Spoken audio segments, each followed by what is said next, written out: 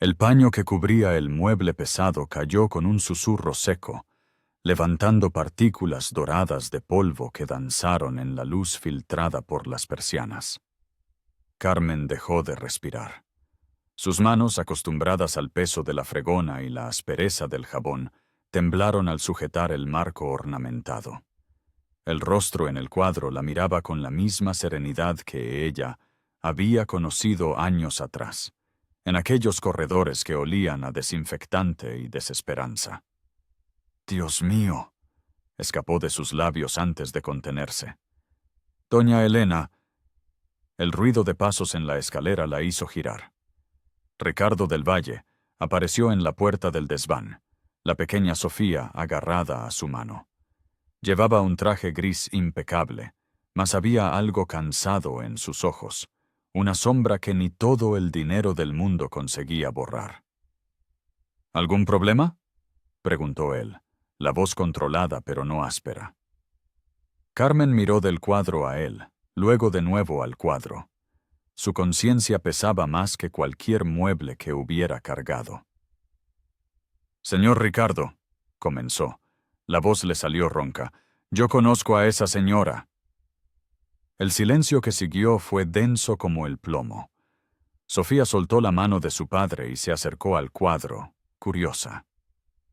«Es bonita», dijo la niña con la simplicidad devastadora de los niños. «¿Quién es ella, papá?» «Mi madre», respondió Ricardo, la voz ahora un hilo. «Ella murió hace 6 años». Carmen sintió el suelo oscilar bajo sus pies. Aquella era la hora. La promesa que había hecho años atrás latía en su pecho como un pájaro desesperado por salir de la jaula. «Señor», dijo, cada palabra pesando una tonelada. «Su madre no está muerta. Yo la cuidé en el sanatorio de la Misericordia. Estaba viva, lúcida, rezando por usted todos los días». El rostro de Ricardo perdió todo el color. Se tambaleó, apoyándose en el marco de la puerta. Sofía corrió hasta él, abrazando sus piernas. «Papá, ¿estás bien?». Pero Ricardo no podía responder. En su mente, el ataúd sellado giraba como un carrusel macabro. El velatorio sin rostro, las condolencias recibidas, la culpa que cargaba cual segunda piel. Y ahora esa mujer simple, de manos callosas y delantal manchado, decía que todo era mentira. «¿Está segura?», consiguió preguntar, la voz estrangulada. «¿Está absolutamente segura?». Carmen asintió, los ojos mareados. «Ella me hablaba del piano, del olor a jazmín en el jardín. Decía que usted era un buen hijo, solo estaba confundido, que un día vendría a buscarla». Hizo una pausa, tragando el nudo en la garganta. Ella nunca perdió la esperanza. Ricardo bajó las escaleras como un sonámbulo, dejando a Sofía con la gobernanta. Necesitaba aire, necesitaba procesar. En el jardín, encontró a Paloma Suárez tomando té con sus amigas, todas vestidas de marca, todas riendo con aquella risa hueca y cristalina que él había aprendido a detestar. «Querido», canturreó Paloma al verlo, «únete a nosotras. Estábamos hablando de la reforma del club». «Carmen», dijo sin preámbulos, la voz cortante como cristal, «dice que conoció a mi madre, viva, en el sanatorio de la Misericordia». El silencio cayó sobre el grupo como una manta empapada. La taza de Paloma tintineó contra el platillo. «¡Qué absurdo!», dijo ella, pero había algo en sus ojos, un destello de pánico que no pasó desapercibido. «Esta gente inventa cualquier cosa para llamar la atención». «Gente como ella», repitió Ricardo lentamente, saboreando el veneno de las palabras. «Fue la única que se preocupó por contarme la verdad». Las amigas de Paloma se miraron entre sí, incómodas.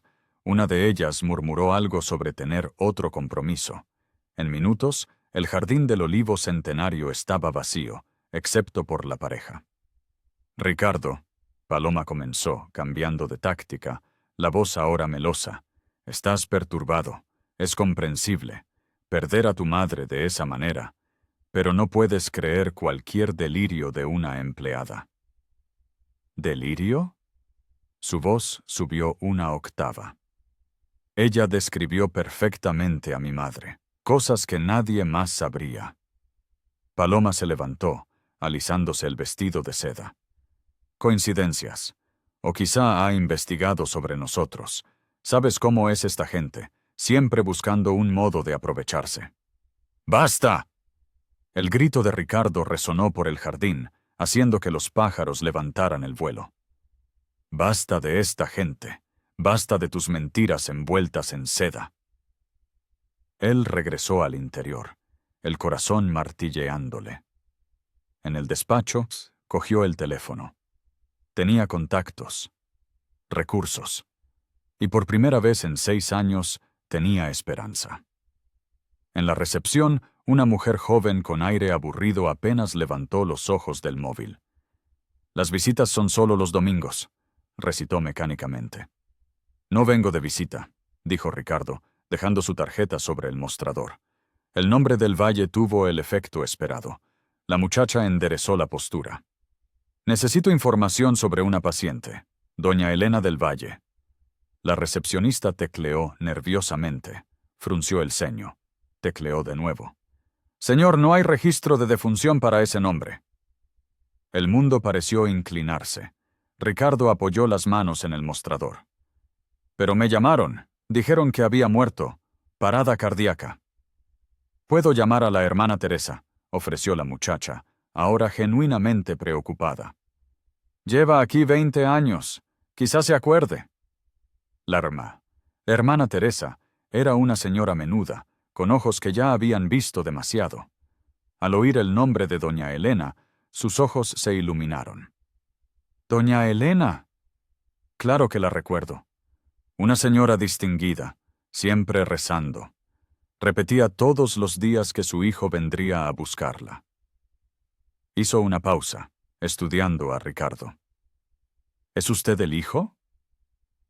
Él solo asintió, incapaz de hablar. Pero ella no murió aquí, continuó la hermana Teresa. Un día, sencillamente, desapareció.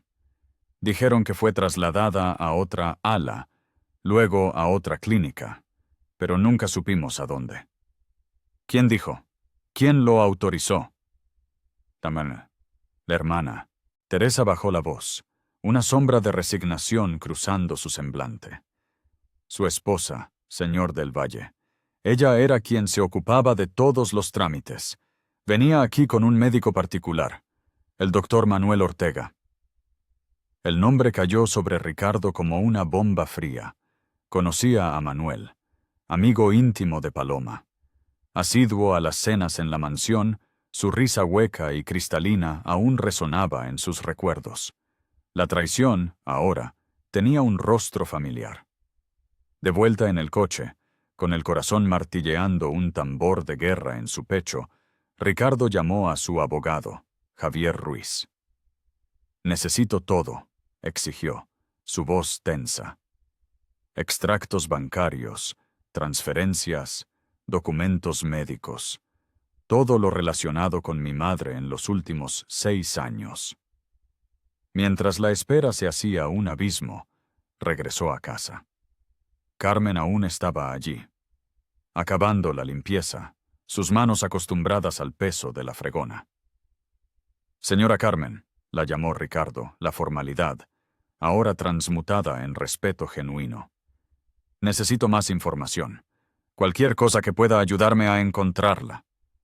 Carmen se secó las manos en el delantal manchado, pensativa, como si cada palabra pesara en su alma.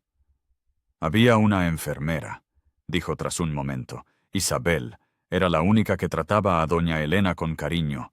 Oí decir que fue a trabajar a una residencia de mayores en El Robledal». El Robledal quedaba a unas 2 horas en coche desde Madrid, en la provincia de Toledo. Ricardo no dudó. «Venga conmigo», pidió a Carmen, sus ojos implorantes.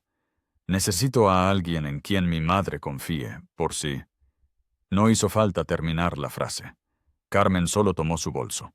La travesía fue silenciosa, rota solo por el ronroneo suave del motor y el eventual suspiro de Ricardo, un eco de su angustia. Carmen observaba el paisaje transformarse, los edificios cediendo el paso a las lomas, el gris del asfalto tornándose en el verde profundo del campo. El hogar Girasol era una casona antigua adaptada, con ventanas de madera pintadas de azul y un jardín que había conocido días mejores, pero que aún ofrecía un resquicio de paz. En la recepción, una placa anunciaba, con una calidez inusual: «Aquí vive gente, no pacientes». Cuando Ricardo mostró la foto de su madre, la enfermera de turno sonrió. «Doña Elena, está en el jardín como siempre. Adora oír a Francisco tocar el piano». El corazón de Ricardo dio un vuelco, casi escapando de su pecho. Siguió a la enfermera por un pasillo que olía a café y a jabón. Sonidos de conversación y risas amortiguadas procedían de los dormitorios. En el jardín trasero, bajo un olivo centenario, una anciana de cabellos blancos como el algodón escuchaba a un señor mayor tañer un piano eléctrico desafinado. «¿Mamá?» Ella se giró lentamente. Sus ojos, aún azules como Ricardo recordaba, se posaron en él. Por un instante eterno, el silencio. Nada. Luego, como el sol abriéndose paso entre las nubes, llegó el reconocimiento. «¿Ricardo?» La voz era más débil, un susurro que el viento casi se llevaba. Pero era ella. Era ella.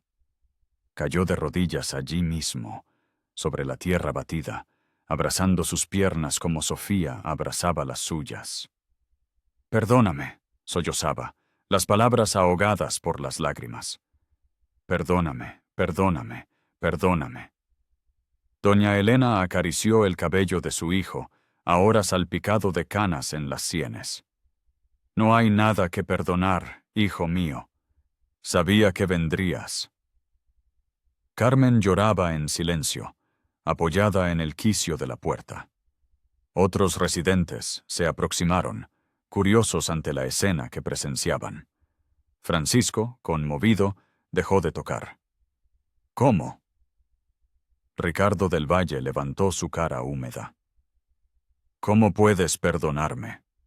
Permití que te internaran. Creí cuando dijeron que habías muerto.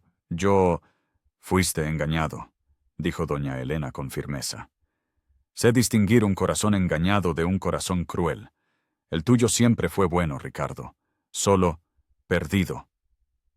«Paloma», dijo él, el nombre amargo en la boca. «Fue ella. Todo el tiempo fue ella». Doña Elena suspiró. «Intenté avisar. Pero el amor nos deja ciegos, ¿verdad?» «Aquello nunca fue amor», respondió Ricardo con una súbita claridad. Era otra cosa. Vanidad, quizás. Miedo a la soledad, pero no amor. «Vamos a pasar por otro lugar antes de ir a casa», anunció, tomando el teléfono. «¿Aló, abogado Javier Ruiz? Necesito que me encuentre en la comisaría. Traiga todos los documentos». En la comisaría de policía de Distrito Centro, el inspector Navarro los recibió con un escepticismo que se fue transformando en indignación a medida que las pruebas se acumulaban sobre su mesa. Extractos mostrando pagos regulares para el Sanatorio de la Misericordia, todos posteriores a la supuesta muerte. Documentos médicos falsificados. El certificado de defunción fraudulento firmado por el doctor Manuel Ortega.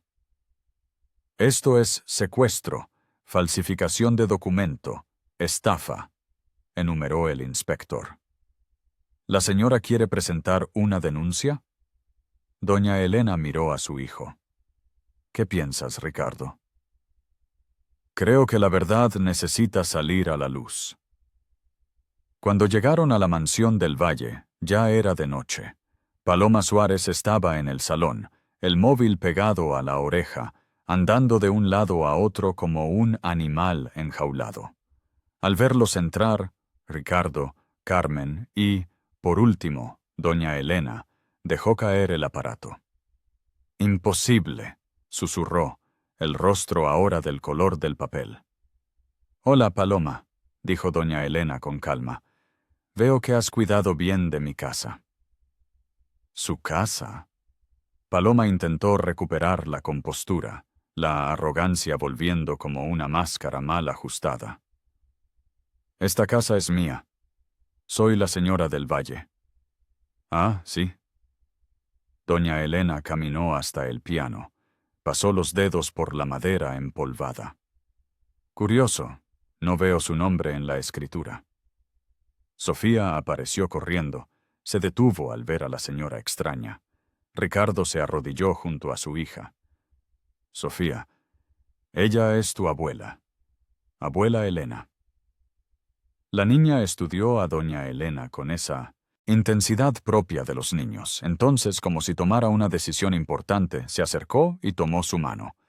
«¿Usted sabe tocar el piano?» «Sí sé, cariño». «Mamá no deja que nadie toque. Dice que hace ruido». Doña Elena miró a Paloma. «¿De verdad? Qué pena. La música es el alma de la casa». «¡Basta!», explotó Paloma. «Ustedes no pueden simplemente aparecer aquí y...» «¿Y qué?», interrumpió Ricardo. «¿Revelar la verdad? Ya era hora, ¿no crees?». El móvil de Paloma vibró en el suelo. Ella se agachó para cogerlo. Vio el nombre en la pantalla. Dr. Manuel Ortega. No contestó. «Ha sido arrestado esta tarde», informó Ricardo del Valle, con una casualidad que enmascaraba una profunda cicatriz. «Confesó todo a cambio de una reducción de condena. ¿Cómo le convenciste para falsificar los documentos? ¿Cómo lo planeasteis todo cuando descubriste el embarazo? ¿Cómo mantuvisteis a mi madre drogada y escondida para que yo nunca lo supiera?». «No tienes pruebas», escupió Paloma Suárez, pero su voz, como un cristal al romperse, tembló. «Tengo extractos bancarios. Tengo testigos. Tengo a mi madre viva». Hizo una pausa, dejando que el peso de cada palabra calara hondo. «Y tengo la grabación de tu conversación con Manuel, ayer, discutiendo cómo resolver el problema si la vieja aparecía». Era mentira. No había tal grabación, pero Paloma no lo sabía. Se tambaleó, apoyándose en el sofá, como un castillo de naipes a punto de venirse abajo. «Era por nuestro bien», murmuró. «Ella iba a destruir todo, siempre juzgándome, siempre menospreciándome». «Yo nunca te menosprecié, Paloma», dijo doña Elena del Valle, con una serenidad que era la fuerza misma de la verdad. «Solo veía a través de ti. Y eso te aterrorizaba, ¿verdad?». Sofía apretó la mano de su abuela. «Abuela, ¿vas a vivir aquí ahora?». «Si tu padre me deja». «Dejo», dijo Ricardo sin titubear. «Esta siempre ha sido tu casa, madre». Paloma rió, un sonido agudo y hueco, vacío de alegría. «¿Creéis que esto ha terminado? Voy a luchar. Tengo abogados. Tengo contactos». «Tenías», corrigió Ricardo, sus ojos ahora gélidos. «Las noticias vuelan en nuestro círculo. El secuestro y el intento de asesinato no lucen bien en las crónicas sociales». Como para probar su punto, el teléfono de Paloma vibró de nuevo, luego otra vez, y otra, mensajes acumulándose sin piedad. Miró la pantalla, el rostro perdiendo más color con cada notificación. «Mis clientas del salón cancelando», murmuró. «El club. Me están expulsando del club». «La verdad tiene ese efecto», observó doña Elena, la voz como un susurro sabio. «Destruye castillos de arena muy rápido». Paloma subió las escaleras corriendo. Media hora después, bajó con 2 maletas. Pasó junto a ellos sin decir palabra, sus tacones resonando en el mármol como huesos que se quiebran. En la puerta, se detuvo. Se giró. Por un momento, Pareció que iba a decir algo. Entonces vio a Carmen, aún con su uniforme de empleada del hogar, de pie junto a la familia. «Os merecéis los unos a los otros», escupió con desdén. «Gente sin clase». «Sí», concordó doña Elena suavemente, una sonrisa triste en los labios. «Pero gente con carácter». Después de que Paloma partió, la casa pareció respirar por primera vez en años. Sofía corrió hasta el piano. «¿Ahora puedes tocar, abuela?» Doña Elena se sentó en el banco, Sofía a su lado. Las primeras notas flotaron por el aire como pájaros liberados. Era una música simple, una canción de cuna que solía tocar para Ricardo cuando era niño. «Recuerdo esa canción», dijo él, la voz quebrada por la emoción. «Hay cosas», respondió doña Elena sin dejar de tocar, «que nunca se olvidan». Carmen comenzó a alejarse discretamente, pero doña Elena la llamó. «¿A dónde crees que vas?» «Mi trabajo aquí ha terminado, señora». «Al contrario», dijo Ricardo, extendiéndole una mano. «Está apenas comenzando. Esta casa necesita a alguien con tu integridad, no como empleada, como parte de la familia». Carmen miró entre ellos, sus ojos nuevamente anegados en lágrimas. «Yo no sé qué decir». «Diga que sí», pidió Sofía. «Usted es agradable, y la abuela la quiere a usted». «¿Cómo sabes que la quiero?», preguntó doña Elena, fingiendo sorpresa. «Porque usted sonríe distinto cuando la mira», respondió Sofía con la sabiduría demoledora de los inocentes. En las semanas siguientes, la historia se extendió como la pólvora. Anciana dada por muerta, hallada viva en residencia, ocupaba los titulares. Reporteros acamparon frente a la mansión. Paloma Suárez intentó dar su versión en un programa del Corazón, pero las contradicciones en su testimonio solo empeoraron su situación. Ricardo del Valle creó la Fundación Elena del Valle para ayudar a ancianos desamparados o internados injustamente. El día de la inauguración, el salón estaba abarrotado. Empresarios, políticos, socialites, todos querían estar asociados a la causa que se había convertido en un símbolo de justicia y redención.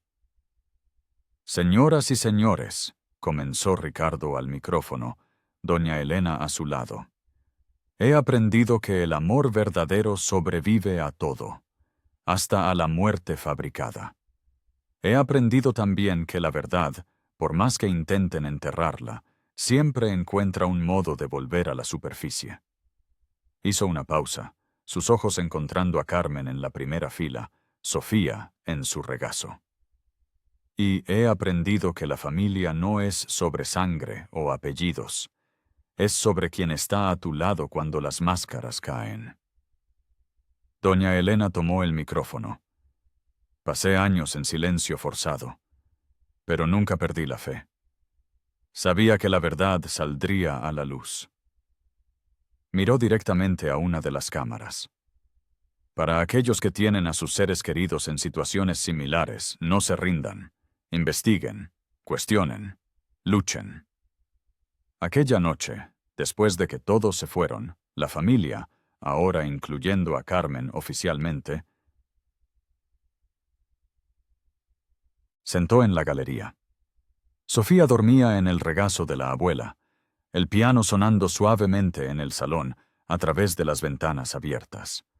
Francisco había grabado algunas músicas para doña Elena. «¿Sabe?», dijo doña Elena mirando las estrellas, «podría haber sido peor». «¿Cómo?», preguntó Ricardo incrédulo. «Podría haber muerto pensando que a mi hijo no le importaba. Pero ahora sé que sí le importa.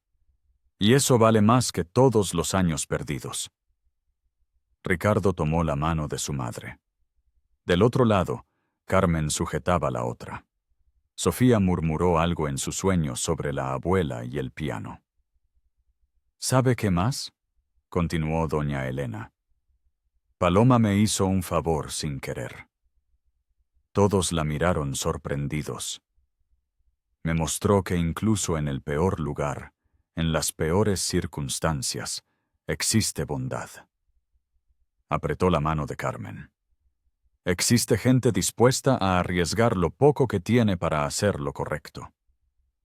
Una brisa suave trajo el perfume de los jazmines que Ricardo había mandado replantar.